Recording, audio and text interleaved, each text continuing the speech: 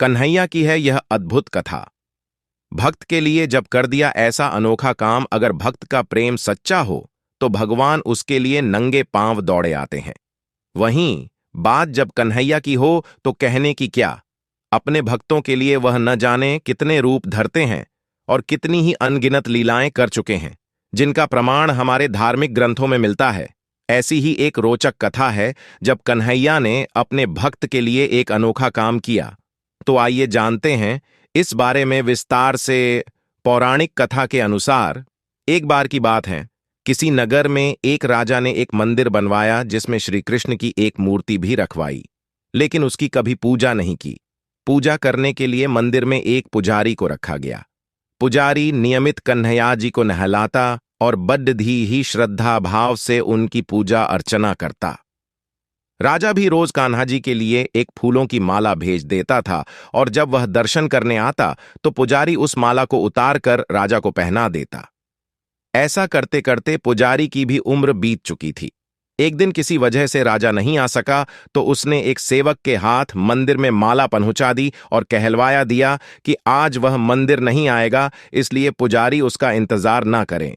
इतना कहकर सेवक चला गया।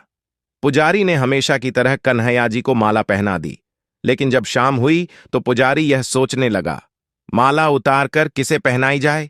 उसने सोचा, क्यों ना ये माला आज मैं ही पहन लूं। वैसे भी मेरी उम्र हो चली है, जीवन का क्या पता कब खत्म हो जाए। इतना सोचकर पुजारी ने माला उतार कर अपने गले में डाल ली, लेकिन इतने में ही सेवक आ गया और उसने बताया कि राजा की सवारी आने की बात जब पुजारी ने सुनी तो वह डर गया।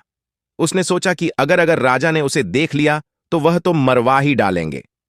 आनन फानन में पुजारी ने माला उतारकर वापस कन्हैया जी को पहना दी।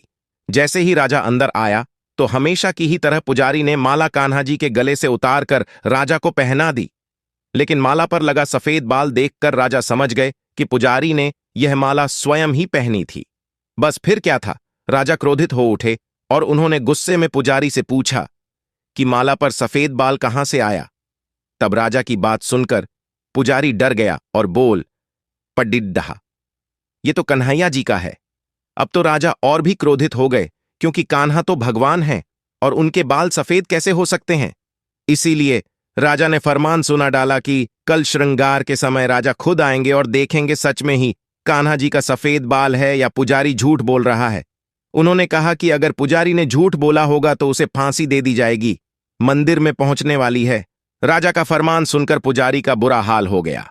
उसने सोचा, अब क्या करें, कहां जाए, अब तो उसका मरना तय है।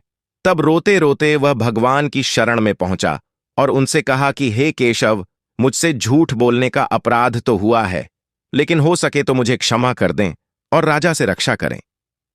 पुजारी ने कहा कि हे माधव, आपकी सेवा करते करते करते मैं वृद्ध हो चुका हूं, अब आप मुझे माफ कर दीजिए, ऐसी गलती दोबारा नहीं होगी।